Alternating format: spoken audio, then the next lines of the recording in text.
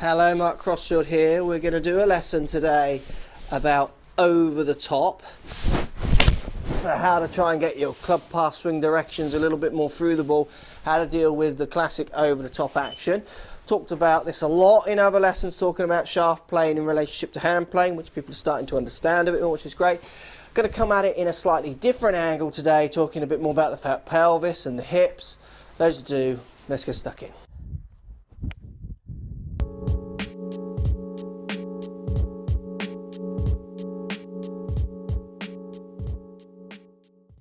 So today's going to be slightly different. We've got a friend of mine from the US, great teacher called Don Parsons, who's going to help explain using his Kvest over in the States about one of the causes he sees, or biggest causes he sees, of the over the top swing. I see it day in, day out as well when I use my Kvest on my students. So we're going to talk to you a little bit about pelvis, and in what we're going to talk about mainly is pelvis bend. So how the pelvic bend or pelvis bend works throughout the swing. So Don's going to take over. He's going to explain to you what he sees as the over-the-top move. He's in a lovely sunny day. I'm stuck here in UK in absolutely freezing cold. So I'm not sure if someone can get my manager on the line. And why is Don in? I haven't got a manager. Anyway, over to you, Don. Let's talk about over-the-top today. Over-the-top has to be one of the most frustrating things for amateur golfers. And the reason is most of them try to fix it by fixing symptoms rather than the root cause. Now on video it looks like it's an arm or an upper body problem.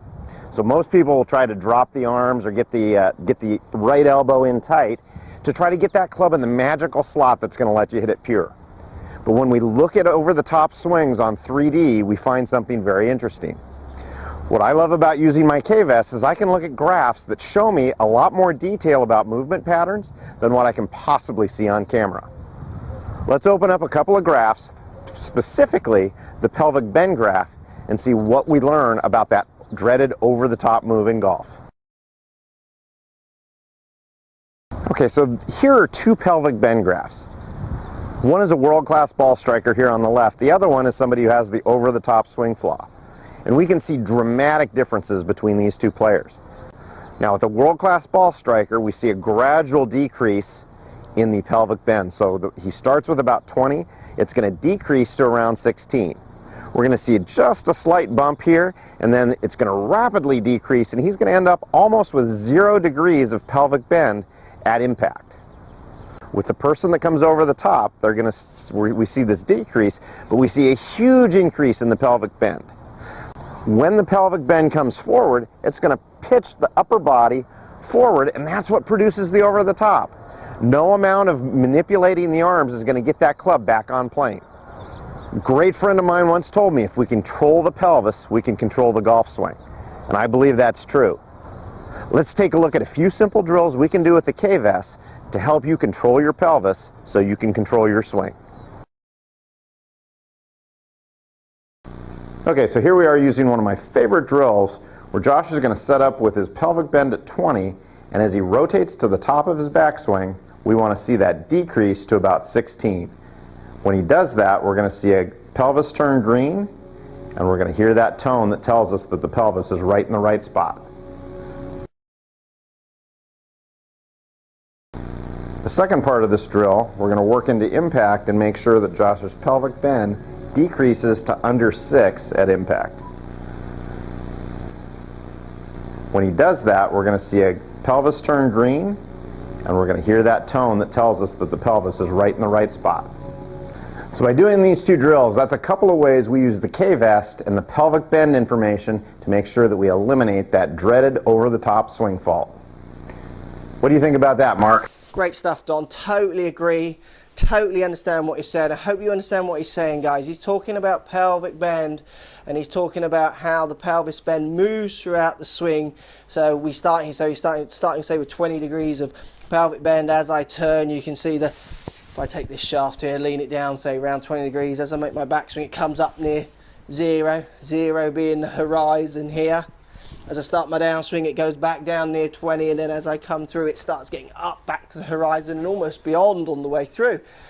And most amateurs who aren't doing that, pelvic bend 20 degrees, It could take a little bit out possibly on the way back, but often increases. Then on the downswing, just keeps it in, not until anywhere near impact that they start trying to take it out.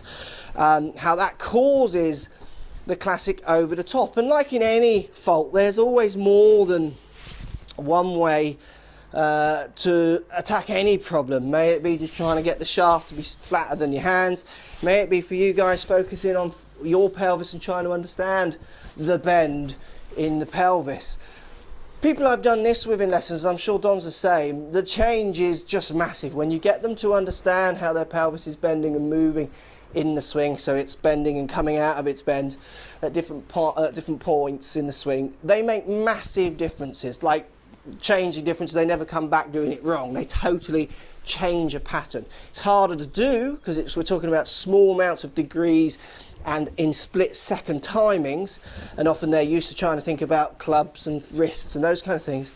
But if they can get this concept into their head, the improvements are massive. Thanks for watching, guys. Hope that makes sense. Let me know what you think. Thanks for Don for his part.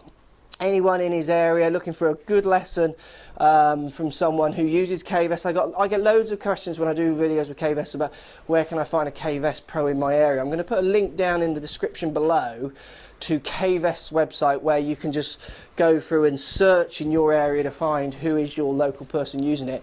If you want to find out why you hit the shots you do, actually measure some of the numbers of what your body is doing and give you the answers to why you repeatedly create the shots you do, then definitely go and find someone with a Kvest. You can actually measure your numbers rather than try and guess them on a flat two-dimensional screen, which, like Don says, you just can't see. So many of you now are starting to understand the club path, to swing direction, to face the path. You're starting to understand the impact area more in 3 dimensions thanks to machines like these two kids here and others.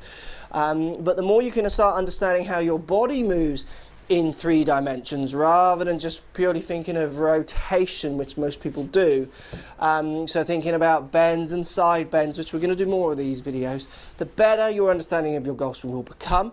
The better understanding you've got of your golf swing, I feel, the better you'll be at changing, manipulating ball flight to make you play better golf. Thanks for watching, guys. Check out Don, link below to what Don offers as well. Thanks for watching, speak to you all soon. So if you like what's going on here, don't be afraid to subscribe to the channel. Also thumbs up the video, post comments, love to hear what you guys got to say. Let's keep it social. The more we talk, the more we share, the easier this game will get for everybody. So if you want to find me on Facebook here, you can find me on Facebook. If you want to tweet me, find me on Twitter here as well. Just follow the links, all in the description. Come and join the show, get active, get involved, get playing some better golf. Thanks for watching.